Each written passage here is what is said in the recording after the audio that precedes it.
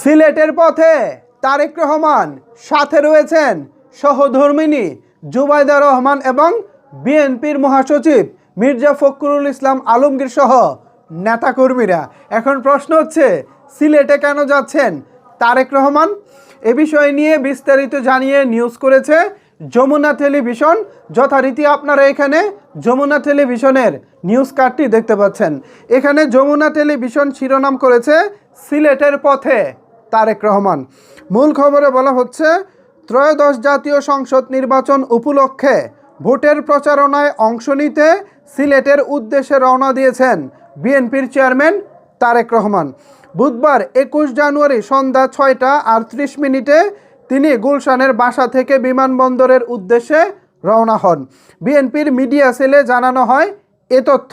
এর আগে সকালে এক সংবাদ সম্মেলনে বিএনপির চেয়ারম্যানের রাজনৈতিক উপদেষ্টা ও দলের মুখপাত্র মাহাদি আমিন জানান, সিলেট থেকে নির্বাচনী প্রচার অভিযান শুরু করতে আজ রাত 8টা 15 মিনিটে বিমানযোগে সিলেট পৌঁছাবেন তারেক রহমান।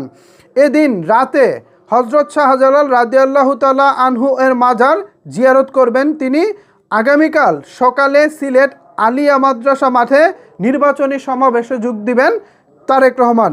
সিলেট সফরে তারেক রহমান পর্যায়ক্রমে মৌলভীবাজার সদর উপজেলার শেরপুরের আইনপুর খেলার মাঠ, হবিগঞ্জের শায়েস্তাগঞ্জ উপজেলার প্রস্তাবিত উপজেলা মাঠ, ব্রাহ্মণবাড়িয়ার সরাইল উপজেলার কুট্রাপাড়া খেলার মাঠ, কিশোরগঞ্জ জেলার ভৈরব স্টেডিয়াম, নরসিংদীর পৌর এলাকা সংলগ্ন এলাকা এবং নারায়ণগঞ্জ জেলার 2500 উপজেলার রূপগঞ্জের গাউসিয়া সমাবেশে বক্তব্য রাখবেন তিনি।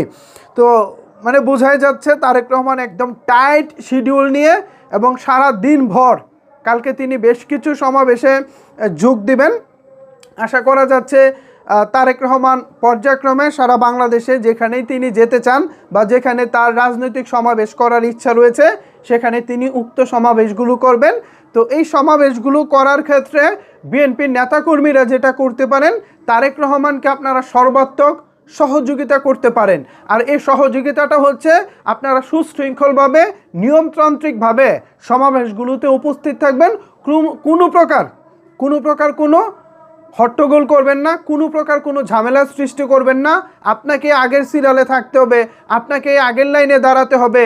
সবার আগে নেতার সামনে যদি যেতে পারি, একটু যদি হাত মিলাতে পারি, এরকম চিন্তা ভাবনা যদি সবাই করেন তাহলে কিন্তু একটা হট্টগোল বেঁধে যাবে। কারণ এরকম চিন্তা তো সবাই করবে। সো আমি বলবো আপনারা এরকম হট্টগোল করবেন না। দেশের সার্বিক যে পরিস্থিতি, বর্তমানে আইনশৃঙ্খলা যে পরিস্থিতি রয়েছে, এমতো অবস্থায় আপনারা যদি হট্টগোল করেন সেটা বিরোধী পক্ষের কাছে বা অন্য দলের কাছে অনেকাংশে হয়তোবা হাসির পাত্র হয়ে যেতে পারেন আপনারা। সো এই সুযোগটা নিশ্চয় আপনারা দিবেন না।